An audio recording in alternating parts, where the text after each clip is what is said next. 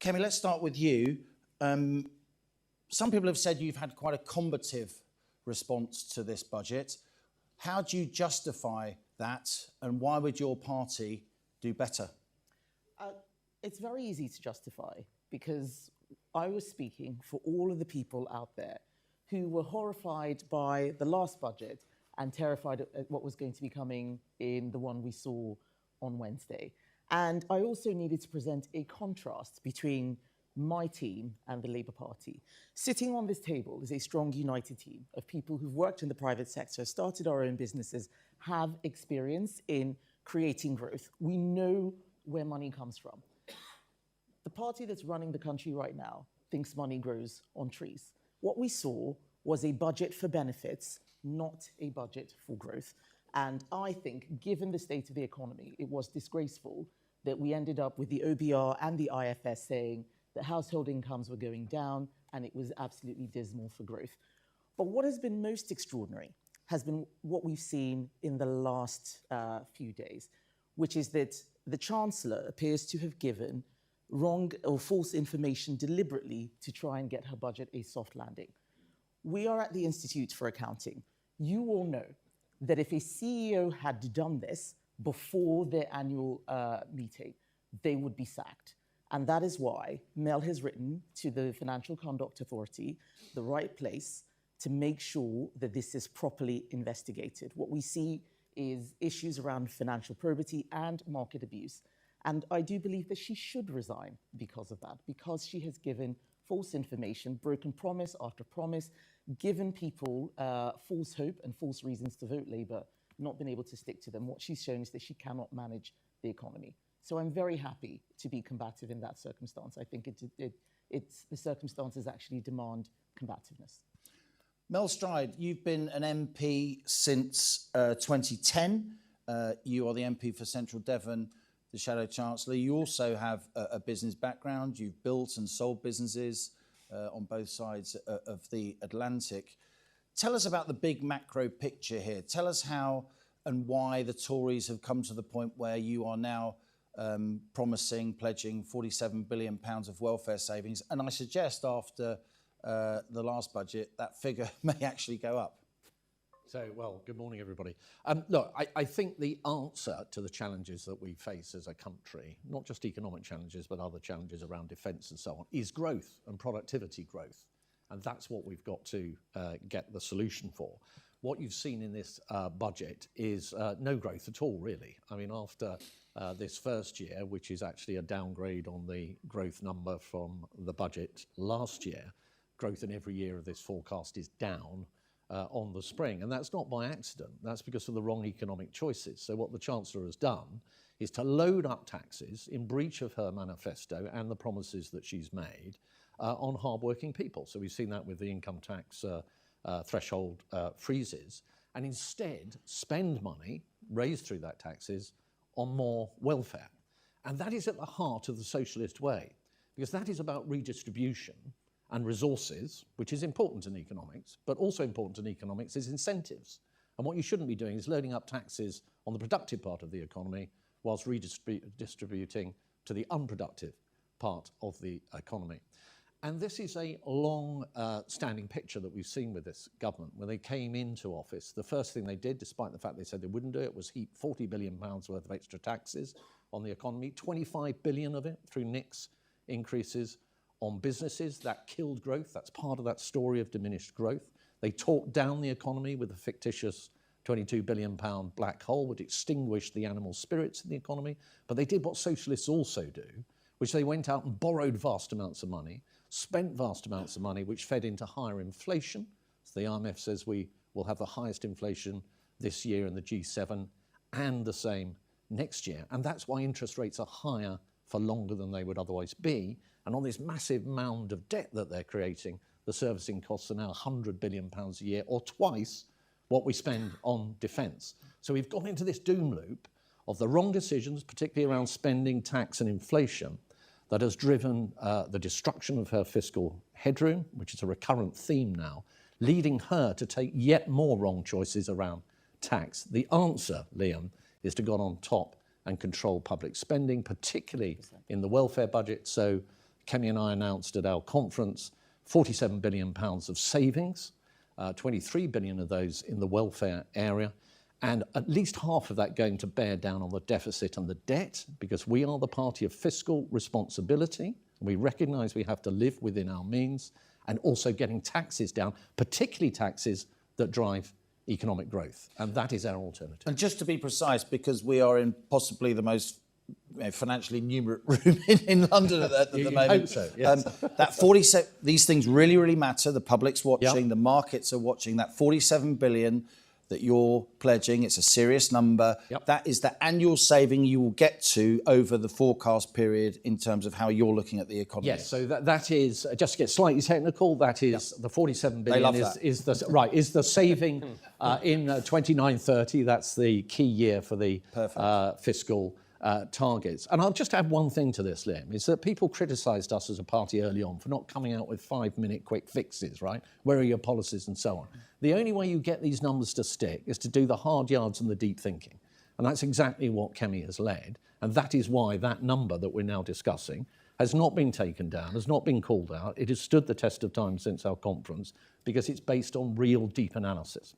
That's a long time since your conference, huh? It seems like years. In politics. It does feel like a long time ago. Yeah. But I think the bottom line is that there was an alternative to last week's budget. Labour will pretend that this is the only thing that could possibly have been done. They have given up even trying to find growth. They're not looking for it.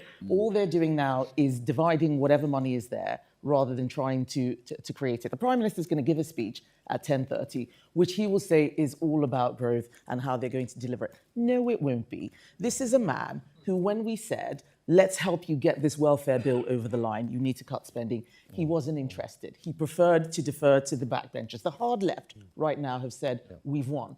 That's what the hard left in his party has said. He says he wants to deregulate. You know, Andrew will talk about the employment rights bill. He doesn't really have an agenda. That is the thing that's worrying me. And what I saw last week was a whole bunch of people who've presided over rising unemployment. They're very happy for all of you to lose your jobs so that they can save their jobs. And I think that is a serious problem. Yeah. We are going to come to...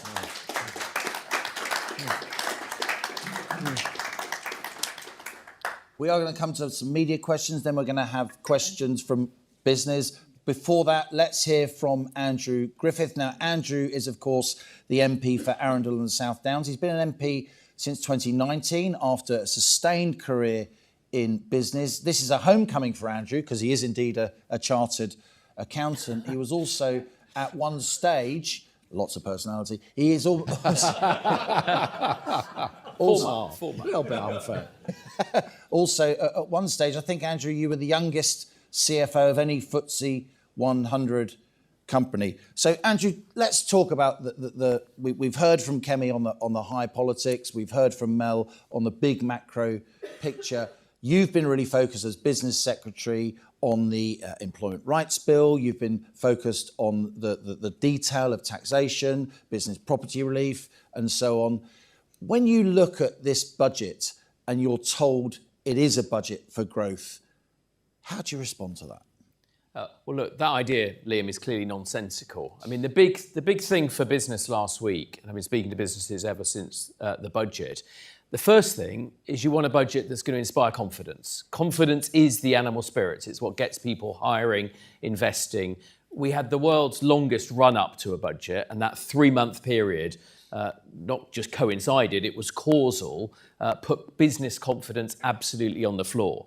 You might have expected some sort of relief rally, and we've not even seen that. So the Institute of Directors has a survey out this morning showing that business confidence is losing to a global pandemic virus as a result of what this government is doing. And that means people won't hire, they won't invest, they won't grow. Charlie Munger, Warren Buffett's right-hand man, said, look, show me the incentives and I'll tell you the outcome. And the key thing, I think the key thing this government don't understand because of their abject failure to understand business is the incentives. The things that make people get up in the morning and want to found a business, start a business, stick with a business. Whether it's business property relief, the family business death tax last week could have seen some repeal, some reversal, some mitigant. We got nothing on either the family business or the family farm death tax. look at what they're doing on business rates. Publicans have been ringing my phone, and Kate Nichols from Hospitality UK and the British Pub Association all over the weekend, desperate to understand another misleading lie told by the Chancellor that she was going to bear down on business rates. That is not true. They are going up, taking into combination the upwards revaluation and the removal of reliefs that we Conservatives put in place when we were in government. She did not last week emulate our plan to take 250,000 high street businesses out of business rates entirely. She went in the other direction. And yes, there's some transitional relief, but if the destination is wrong, it doesn't matter how quickly or not you get there, it's the wrong destination, and businesses will be sitting down this morning looking at their prospects and their future. And then finally, you mentioned it, Kemi mentioned it, the Employment Rights Bill, or the Bill for Unemployment. That is a 330-page bill. It is laughable when this government talks about bearing down on red tape. They are spinning up an entire new regulator consisting of former union officials and employment lawyers, their Fair Work agency, that is going to seek to bring cases against employers even when not a single employee complains. So yes, we welcome, as business will, their reversal of their day one rights, the period to 6 months, helped by a very strong Conservative team who's fought that bill every single inch of the way, working as a team. But you don't make a 330-page red tape bill any better by making it a 329-page red tape bill. Yeah. Andrew Griffith, ladies and gentlemen. Now, we are going to come to questions from the business audience, but before we do that, we're going to have questions from the print and broadcast media, and I think Kemi is going to call those. Thank you. First question from Harry Horton, ITV. Thank you very much. Harry Horton, ITV News. My question is about the OBR. Do you think the OBR is still fit for purpose? Do you think it should be abolished? And should the chair, Richard Hughes, have to resign? It's not the OBR that gave misleading information to the public. That was the Chancellor. So asking the OBR to take the punishment, in my view, is deflecting. A lot of people made decisions based on the information that the Chancellor briefed on the 4th of November when she did that weird breakfast press conference, and on the 10th of November as well. Some people left the country because they were worried about an exit tax. Some people drew down their pensions, an irreversible decision. Others were fixing their mortgage rates. Real decisions were made while she was trying to give her budget good PR. So I don't think that talking about the OBR is where we should be. That is a distraction. There's only one person in the dock right now, and that is Rachel Reeves, the Chancellor. Next question from Amanda Akas, I hope I've said that right, from Sky News. Yes, oh, thank you. Two of your former MPs have just defected to Reform UK, saying they're the only party that has the vision to restore pride in Britain. That's a bit of an indictment of your leadership, isn't it? Not really. The fact is, those are MPs who want more welfare. I'm being very clear. We are not the welfare party. All the other parties have campaigned to lift the two-child benefit cap, including Reform. And I remember those two MPs, they wanted more and more public spending. They've gone to a party that they think is going to do that. And I think it's very interesting that at a time when Labour is on the ropes, the Chancellor is in the dock, Reform thinks the most important thing is to attack us. That just shows that they're not interested in getting the very best for this country. All they're interested in is low politics and trying to destroy the Conservative Party. We are interested in doing what is right for all those people out there who are struggling, and we're going to stay focused on doing our jobs. Jack Waters, GB News. Thank you. It was a quick question about whether, well, you spoke about the £23 billion that you're going to save from welfare. I wondered, with half of the £47 billion going on paying off the debt and deficit, which ones you really want to cut on tax to drive growth, particularly for hard-working Britons? Thank you. So our golden economic rule is how we frame the way that we're going to run the economy. We have got to bring down public spending. We absolutely have to. We're spending way too much. And we need to stop spending so much on debt interest. Quite a lot of our money is just basically going on the interest on that. So savings to go on the deficit, and the rest on growth measures, investments, tax cuts. Stamp duty was the big one, which we talked about. The housing market has completely gummed up. The run-up to the budget did not help. But we want to see business create growth. The bottom line is that we understand that it is not government that creates growth, it is actually business that creates growth. What government needs to do is create the right conditions. We have people running the country who think that they're the ones who are going to fix it all as long as they tinker here and tinker there, give benefits to a certain group. That is completely wrong. So we have laid out some of the things that we will reverse. Andrew and Mel talked about the family farms tax, APR, BPR, all of those things, which we think are not actually going to raise any money. I'm sure Mel can come in with on a little bit more detail, but we want to make sure that we have a plan that's going to work, given that Labour is going to be leaving a huge, huge mess behind. There's only one party that's got a team of people who can fix it. Yeah, no, I think that's absolutely right. So, as I said earlier, £47 billion worth of well thought through savings, at least half of that going to paying down the deficit for the reasons that Kemi has just given. We've got to get that deficit down. It's not fair to pass on debt to future generations in that way. It's ruinously expensive. In fact, debt servicing costs, if it was a Whitehall department, would be the third largest department in government. Not spending money on improving public services, but paying off our creditors because of the profligacy of this Chancellor. And putting also money into getting taxes down. So primary residences, getting the property market moving, that has important economic positives, people being able to move to where work is more readily, downsizing, freeing up space in the housing market, and so on. Getting small businesses in high streets out of business rates altogether, 250,000 of them, many of whom, as Andrew has just said, are struggling. And then finally, a big, bold offer to young people taking their first job, whereby instead of paying national insurance, they're actually receiving that money themselves as a down payment on a future property purchase. Those are the right kind of priorities we should have as an economy, not spending more on welfare payments. Thank you. Harry Farley, BBC. Thank you, Kemi Badenoch. Harry Farley from BBC. There was a productivity downgrade in the OBR's forecasts, and at least part of that was down to your party's time in office. The OBR talks about the Brexit deal, lack of investment. Do you want to just be honest and take responsibility for your party's part in that downgrade? So first of all, I'll start by saying that we recognise there was a productivity problem. The private sector did not have the productivity problem that the public sector did. Quite a lot of our time was spent dealing with issues like COVID, where we ended up paying people to stay at home. So we recognise that there were significant issues. But there's nothing in this budget that does anything about productivity. The only time the Chancellor mentioned it was to use it as a stick to beat the last government. It's everybody else's fault except her own. So yes, let's talk about how we can improve productivity. There will be many difficult decisions that would need to be made, and Mel can talk a little bit more about that. So I'm not here to say that everything that happened when we were in government was perfect. It obviously wasn't. But the difference between us and Labour is that we accept that mistakes were made, we show some humility, and we start talking about how we're going to fix it, rather than we're perfect, we've done nothing wrong, look over there. That's the difference between us and Labour. Yeah. Mel? So in the OBR's report this time around, a startling fact is that they stated effectively there was not one single measure in that budget that increased growth. That's why we've got all these growth downgrades. Not one single measure. When it comes to productivity in the past, productivity is in the hands of this government.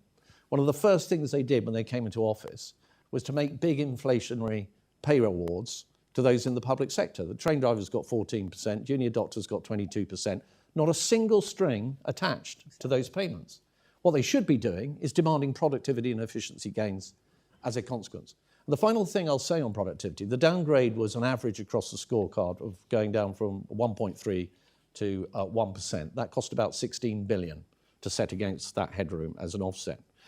It is quite possible, because the trend productivity rate since 2008 and the global financial crisis has been 0.5%, that there could be a downgrade at some further point down the line, unless this government really grips this.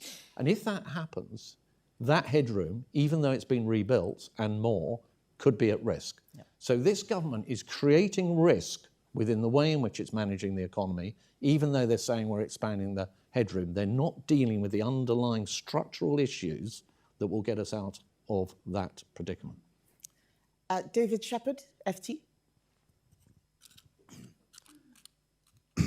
Good morning. Sorry.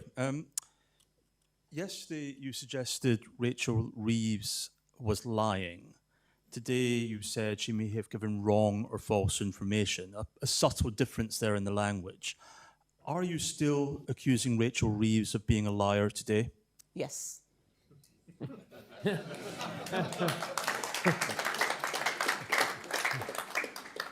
Noah Hoffman from The Sun. Thank you. Noah Hoffman from The Sun. You've spoken a lot about the need to tackle a very large welfare bill, but missing from that conversation is how much of a big chunk that is taken up by the pension triple lock. That's policy you say you're not going to touch, and yet we see loads of young people leaving the United Kingdom because they feel like economic policies are not built around them and their ambitions. Do you have any more to say on the triple lock? Are you ever going to look at it? That's something Nigel Farage has pledged to do, or is this a given for eternity for the Conservative Party? So young people are leaving because opportunity is disappearing. I don't think that many of them are going through fiscal policy in detail. They want to get jobs, they can't get jobs. Unemployment has risen every single month since Labour came into office. Graduate recruitment is at record lows since Labour came into office. So our priority right now is jobs and growth. The triple lock is Conservative policy. And yes, it is a huge cost, but right now, making changes to the triple lock does not do anything for growth. What we can do for growth is find people jobs, get them off welfare and into work. That is a huge priority that's going to take a lot of effort. That is where we're putting our focus. You can make changes to the triple lock, we can all get poorer together. You can get people into work, get the economy growing, we all get richer. If the economy was growing at 2-3%, we wouldn't even be having this conversation about the triple lock. So the priority is the wrong place. And good luck to all those people who think that it's reform that's going to sort it out. Every time you ask them a question, they give a different answer about their policies. We are serious people. We are a strong team. We work together, and we're going to find a way to sort this out. Conservative Party policy is that was or has always been the triple lock. We brought it in, but right now the real problem is that we have an economy where people are going on welfare to an extent that the rider is getting heavier than the horse. We need to deal with the fact that not enough people are working first, and that is our priority. And the final question from the media is Martin Beckford from the Mail. Thank you, Martin Beckford from the Daily Mail. You said you want Rachel Reeves to go, but do you not worry that a different Chancellor would be more left-wing than her? And also, everyone will have seen she was trying to avoid your gaze in the start of the BBC programme yesterday. Did you speak to her at all off camera? Thank you. I did speak to her, I think even on camera. I mean, Rachel Reeves and I probably don't agree on very much, but quite a lot of what you see in Parliament is more theatre than anything else. We're all still people who can have a conversation. But to your first question, sorry, I've actually forgotten what the first question was now. About her going and somebody worse. Yes, yes, that's true. Things could always get worse. That is what happens with Labour. It reminds me of something. Things can only get worse. Sorry. But what we need them to do is actually open their eyes and listen to business. If I were Keir Starmer, I don't know why I'm giving him this advice. If I were Keir Starmer, I would be asking someone to stand down from their seat and they get a sensible person who everybody in the country can have some faith in and put them in there and make them Chancellor. But they're not going to do that. Instead, they're going to go through lots of different cycles of Labour MPs, some of whom are very similar to the ones that have gone to the Jeremy Corbyn party. We've seen what a rabble they are. Labour are actually not that much different. The hard left on their backbenches is driving the car seat. So it doesn't matter whether it's Rachel Reeves or not. She is clearly not the one in control. A few months ago, she said that two-child benefit cap was not affordable. Suddenly it was. At the same time, she was saying that she had a huge fiscal hole, which the OBR says that was not the case. They are all over the place. And what we really need is a Conservative government with the three of us making sure that we can run the economy in a way that business understands and where we create growth, not a Labour Party that is just focused on creating welfare. They're no longer the Labour Party, they are the welfare party. Can I make one? Sorry. One very quick observation, which it really has come to something, ladies and gentlemen. If the justification for keeping somebody is there could actually be somebody who's even worse to take over. I mean, that is now the argument. Right? I say no more. Thank you very much. Ladies and gentlemen, we've now got just under half an hour for some questions from all of you. We're going to start with a question from Jonathan Brenton. Jonathan, could you stand up and you'll be given a mic. Please keep your questions brief and brisk. We want to get as much feedback from the panel as we possibly can. Thank you. Thank you. I'm from Pernod Ricard. We are French investors in the Scotch whisky industry. So I should say, Kemi, thank you for what you did while in government to get the India deal as far as it got.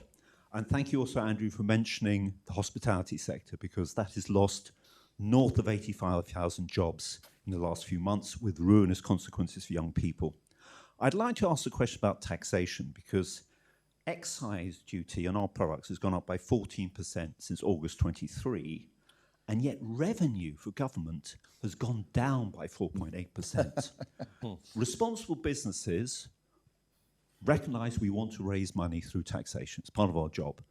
But we'd like to see it done in an effective and fair way. And what we see with the UK taxation system, and I think it applies for other sectors, it's on the wrong side of the Laffer curve. Yeah. You're raising taxes to such an extent you don't raise the revenue. What would a future Conservative government do to get taxes on the right side of the Laffer curve and encourage the UK Treasury to listen to the experience of business? So I'm very glad that you did mention the Laffer curve. We can see this in a whole bunch of areas. It is not always the case that the more tax you ask for, the more tax you get. We've seen it with VAT on private schools. We'll certainly see it with what they've done on APR and BPR. While Mel is the one who looks after tax policy, Andrew and I had a recent discussion around the Laffer curve and what we could do, because we need to send a signal to business that the best way to get the tax, as much tax as possible, is for business to generate as much in profit as it possibly can. Andrew, did you want to come in on that point? Well, yes, Kemi. I mean, the key thing is to get the economy growing and making the pie larger. And what that is, and you mentioned a couple of those factors, is getting back to an environment where it's easier to hire, it's easier to grow. We haven't talked about energy, but the energy in this country is affordable. And then making sure that we understand the tax consequences. It's not even our goal to have as much tax as possible. We want an economy that's as big as possible, that employs as many people productively as possible, and that all of you in business do that number one thing that you wake up to do every single morning, which is happy customers, whether they're exports, whether they're domestic customers. We want to create an environment in which you can succeed to the best of your ability.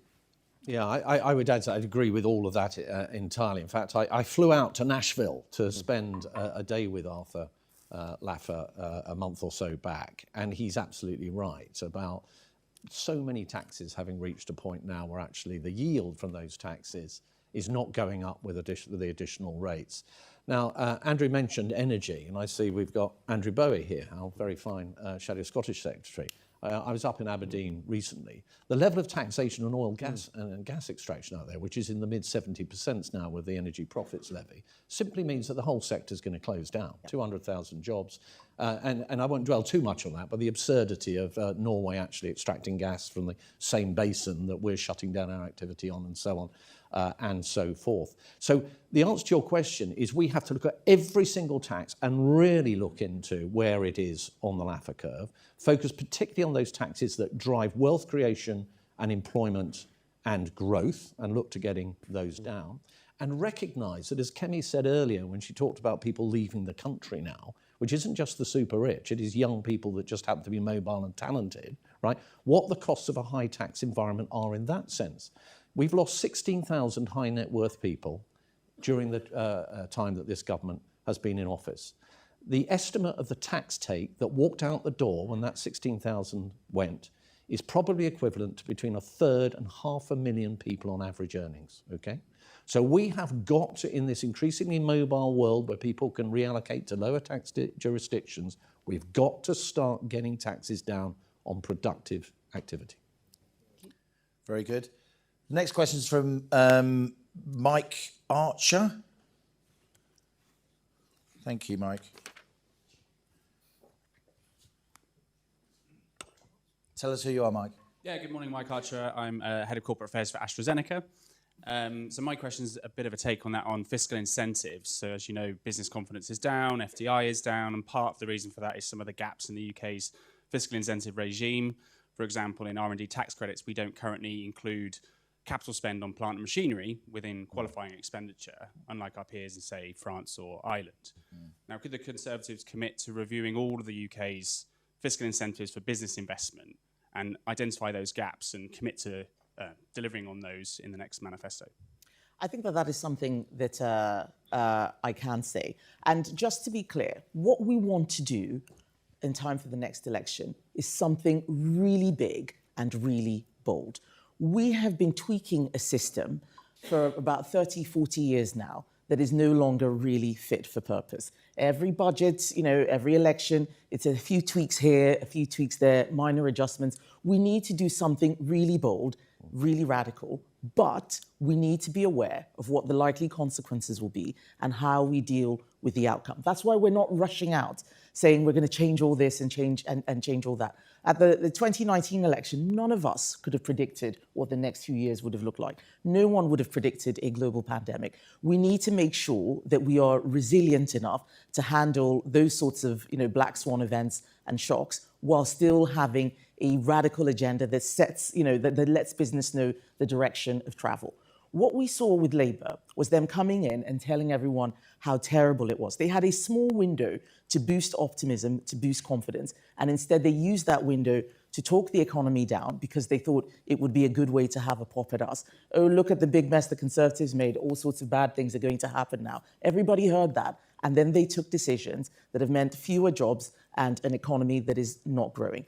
We need to make sure that we send a strong signal that lets business see that we are open for business, that we believe in you, that we support you, that we listen to you, not just lots of pointless roundtables where you tell us all the things that are going wrong and then nothing changes. I think people are sick of that.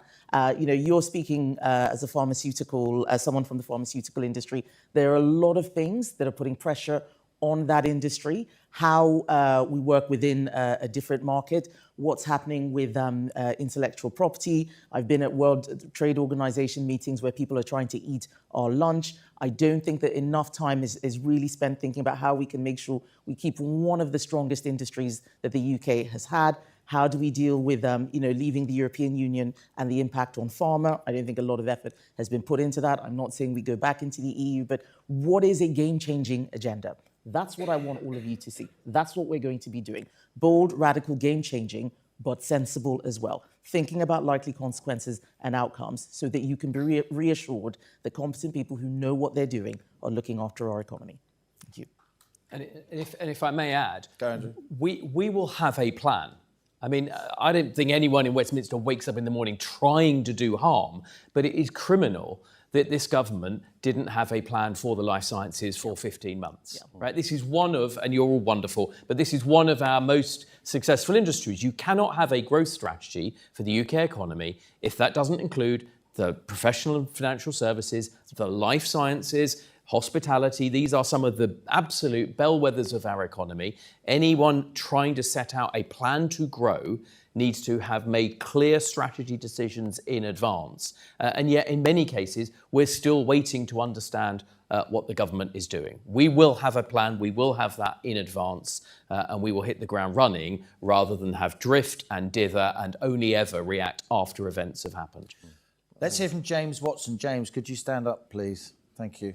The mic will be brought to you.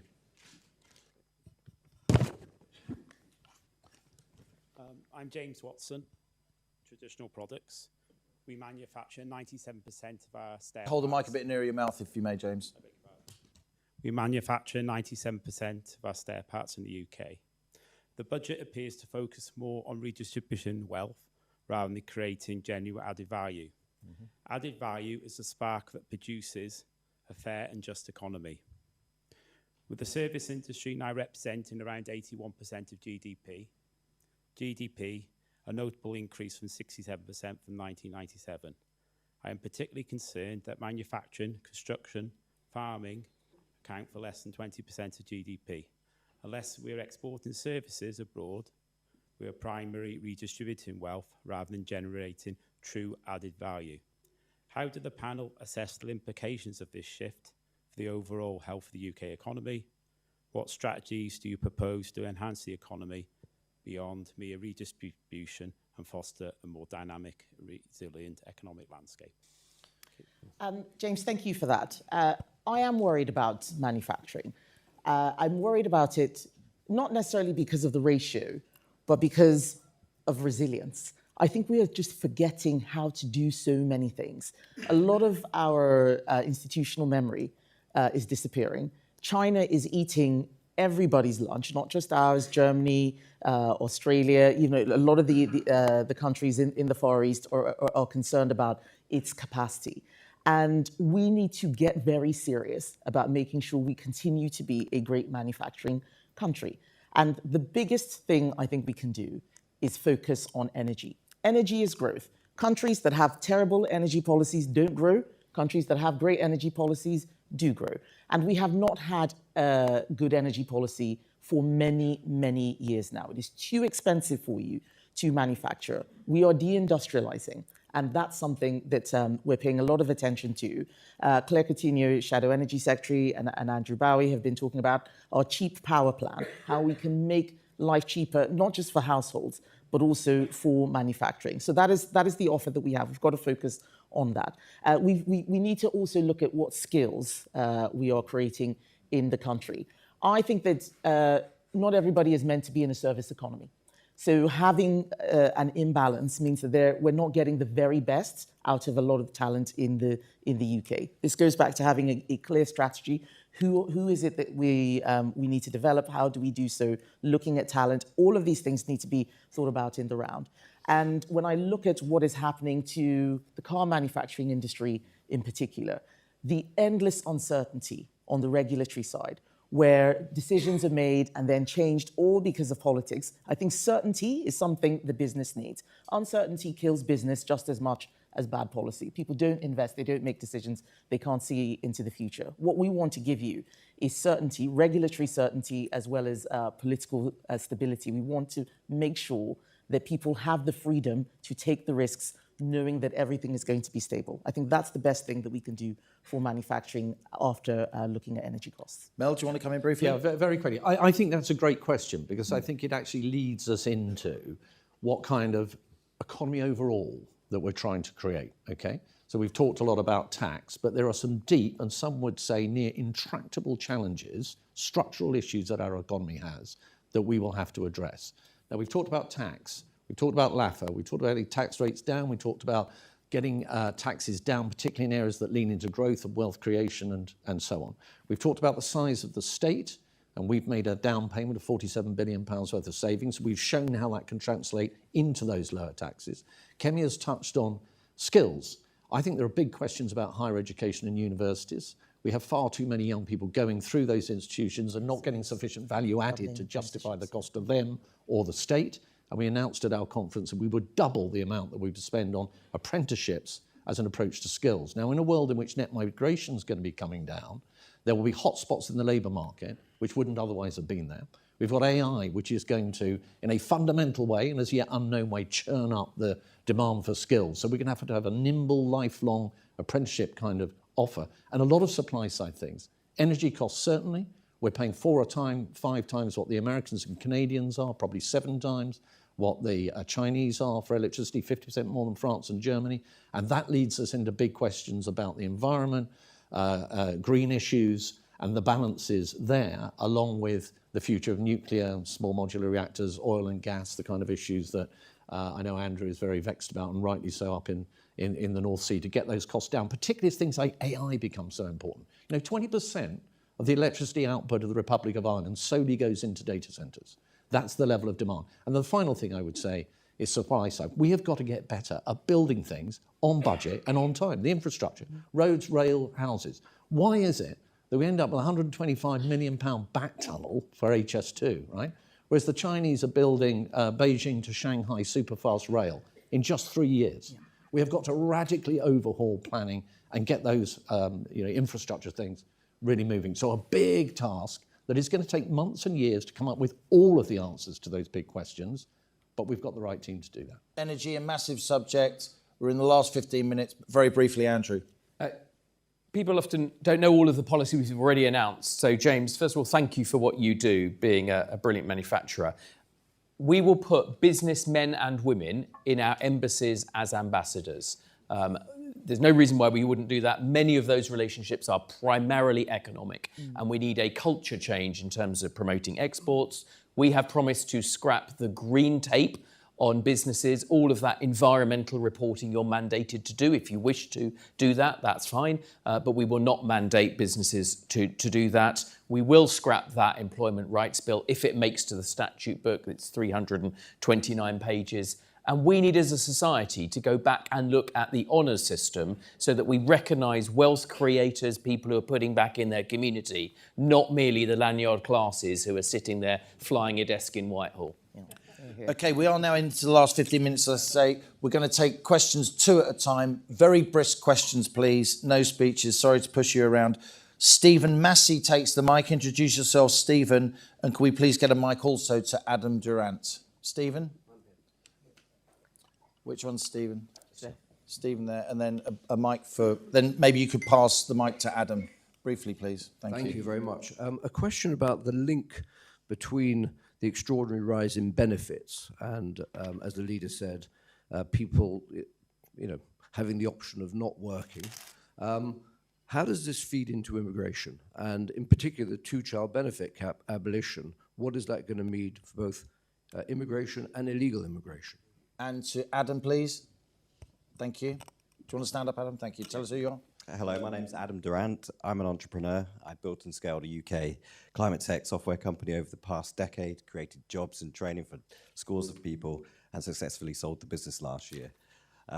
Labour's budget has triggered a historic exodus of Britain's wealth creators. So as we heard from Mel, 16,000 high net worths are leaving Britain this year, overtaking China for the first time. Business asset disposal release has jumped from 10% to 18%, so that's an 80% tax rate increase. Investor relief limits were slashed 90%. Angel investors face an almost 130% effective tax increase, and employee ownership trust release was cut in half. So these wealth creators are moving to Can I have places. a question, please? Sorry to push you. Sure. A lot of people want to get in. Does the Conservative leadership agree with the need to restore Britain's competitive position to boost entrepreneurship and growth, specifically by honouring the manifesto commitment not to increase capital gains tax? Thank you both, gentlemen. Sorry to push. So I'll try and be as quick as possible. Stephen asked about the rise in benefits and the link to migration.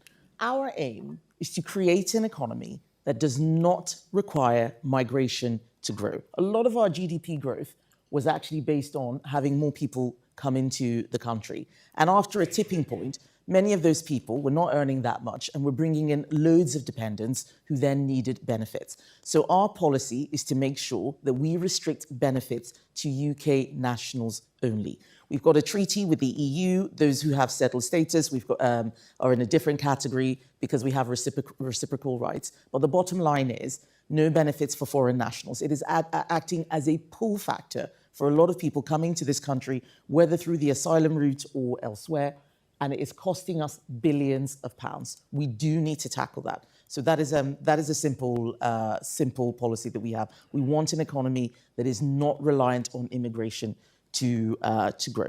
I think Mel can probably answer on the CGT question, but Adam, your basic question is right. We do need to be a lot more competitive. The whole point of leaving the European Union was so we could compete with the EU countries better, not so we could regulate more than them. And instead, we ended up delivering what was a more left-wing version of what the EU was offering. That is one of the reasons why we haven't been able to make as many productivity gains as possible. And as I've said, we want to do something really bold around tax, just looking at everything. What does a new world look like? I'm not going to announce new tax policy at the moment beyond what we've said, but certainly the spirit of what you're asking for, we certainly agree with. Yeah, very briefly. Spirit of what you're asking, absolutely right. I would add to your tale of woe of people leaving the country, offshoring of jobs actually is the other way that we're witnessing the effects of this particular tax policy.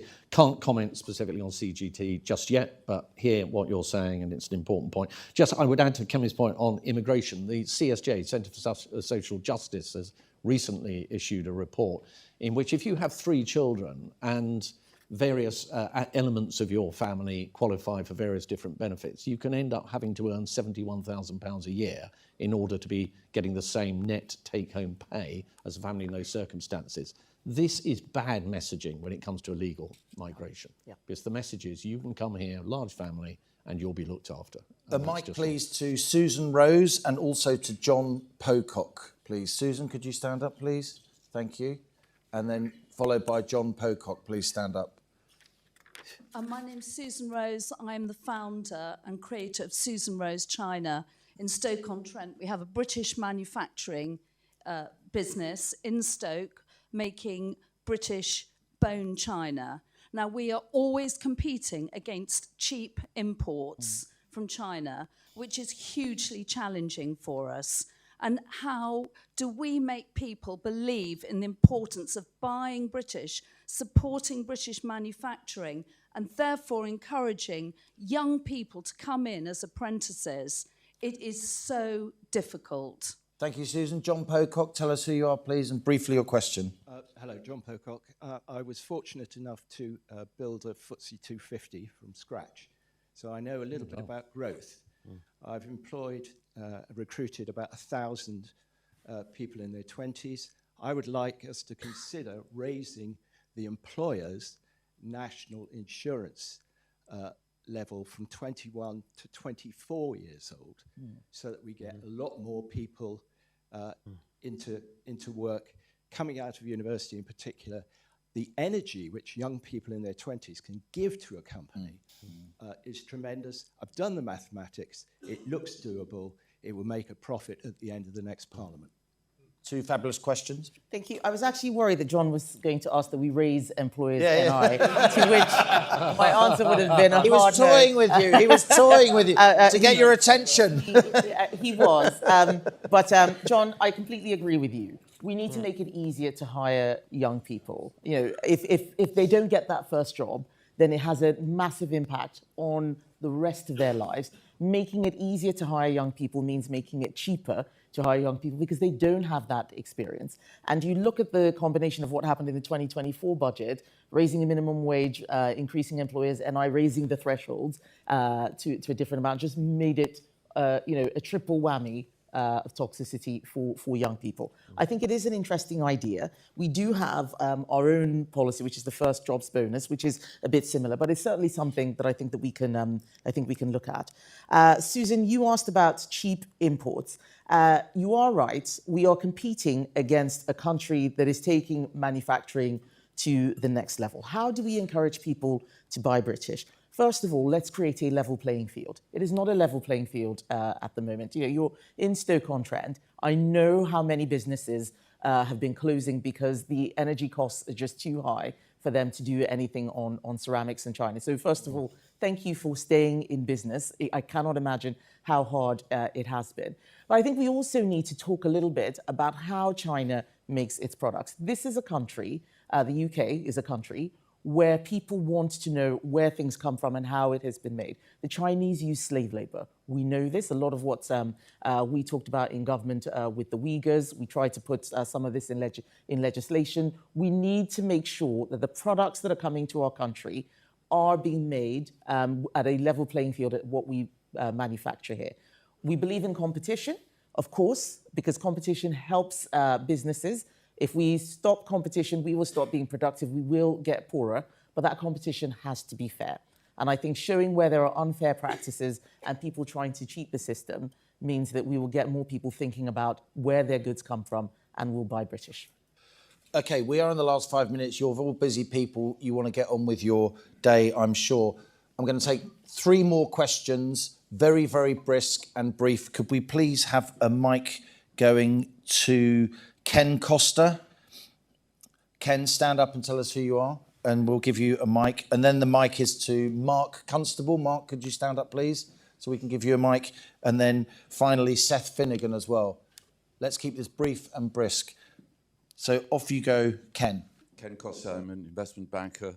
We've seen the decline in the City of London, the stock market, the loss of confidence here, fewer people wanting to list, fewer capital raisings happening. How do we restore the City of London to its preeminent financial position in the world? Thank you, Ken. Hold that thought. Then we come to Mark. Hi, I'm Mark Constable. I am Head of Public Affairs for Trojan Energy, an Aberdeen-based electric vehicle infrastructure manufacturer, and I'm also the elected chair of the largest electric vehicle trade association in the UK, Recharge UK. My question is, given that this government have been just largely following the previous government's policy in terms of the electric vehicle transition and making lots and lots of mixed messages that we saw in the budget last week, and that certainty is absolutely vital in our industry, what intervention would a future Conservative government make? Thank you very much. And finally, Seth. Good morning. I'm the UK Chief Executive of Informed Solutions. We are a UK privately owned tech scale-up specialising in data and AI. For us, the autumn budget introduced some positive measures for tech, specifically around expanded investment incentives and AI growth zones, but also clearly tax changes that could impact staff, founders, and investors. So how would a future Conservative government ensure that tech UK scale-ups are incentivised to grow whilst also balancing the books? Thank you all, and thank you for being brief, panel. Thank you. I will leave the question on listings and tech scale-ups to Mel and to Andrew, because I think they can give a lot more detail. I will focus on Mark's question about just certainty when it comes to energy policy. You are right. Quite a lot of what the government is doing now is slightly based on what we did in government. There has been too much uncertainty. But we were making changes, and I say this as someone who was business secretary, because industry was telling us that the policy was not working. This is one of the reasons why I've said the legislation for net zero by 2050 is unworkable. We need better incentives, and we need a plan that is not going to bankrupt our country. Right now, what we're seeing is car manufacturing leaving the UK and a mixed message being sent with the road pricing pay per mile for electric vehicles, when a whole bunch of people were asked to buy those vehicles in order to encourage the take-up. Now, I'm somebody who thinks that this government should not intervene in the market this much. Electric vehicles are mostly made by China. It has not been that great for our own industry, and I pay tribute to what you're doing, Mark. I don't think that it is very easy. What we need to do is to get government to stop sending confusing messages. We put some investments around gigafactories. I think that was a good thing, but we have to be realistic about what we can actually do in the UK and not turn our country just into a market that buys from China when it cannot manufacture on its own. And that's why we oppose quite a lot of what the government is doing. It's not helping UK manufacturing. It's too expensive for UK consumers. It's not really working for our businesses, and it's making China wealthier at a time when they're becoming more and more of an economic threat. Your final thoughts, Mel, before we very finish with quickly. Andrew? So on Ken's point about the city, I think firstly, the listings regime and how onerous that is. Secondly, on tax and stamp duty in particular on share transactions. There's a third point, I think, about the depth of the capital pools that there are in our country, particularly long-term patient capital. And I think there the pension sector is a very important component part. And we've seen some of the reforms that when we were in government, kicked off around the Mansion House Compact, and where that money goes as between foreign investment and domestic investment. We're not up for any form of mandation, because these pensions quite rightly have a fiduciary duty to get the best return for their investors. But nonetheless, I do think we need to ask questions around the way the tax reliefs work, given that that is a contribution from the UK taxpayer, and that in relation to where those investments are going. And the final thing I would say is I'll leave Andrew to speak a little bit more about scale-ups, but of course we've been great with our universities, etc., spinning these businesses out. It is that next stage that we get to. There's an important prize if we can get this right, in that if you look at the different valuations on stock markets around the world, a lot of it is driven in the US by having these high-tech, big growth, high PE businesses there, and we need to have more of them for the overall health of our financial ecosystem. And finally, Andrew Griffith. Wow, right. Okay, look, we need, for all, the uniting theme around a lot of this is we also need a vision. We need to give people confidence. We need to be proud of this country. We can, once again, be one of the best countries in the world. At the moment, we're falling down the prosperity league tables. We're approaching 30. I don't want that for my children. None of us here want that for our children or our grandchildren. We ought to be going out and giving business, because it is business that creates jobs, business that's going to create the prosperity, business that will provide the tax receipts for all of the things that we want. We ought to, as an economy, acknowledge that the pace car, the competitive set, is not the G7. If you X out the United States, the G7 is the other group of slowly growing economies. We want to compete with the best and brightest in the world, the G20, some of the fast-growing economies, which is where we are losing our young people to and our wealth creators. Ken, we need to fall back in love with risk. Post-2008, the entire city establishment sought their role to extinguish risk. And if you extinguish risk, you will not have any growth. And then finally, we as a country, and this is where my party meandered with its core principles, to put it mildly, we need to once again get back to being on the side of wealth creators. Unequivocally, in everything we do, in our policies around red tape, around regulation, in what Mel is doing on tax, we need to understand that you build an economy on the back of wealth, not welfare. Exactly. Andrew Griffith, thank you for that. Ladies and gentlemen, that does bring proceedings to a close. I'm Liam Halligan. You can read my work in the Sunday Telegraph.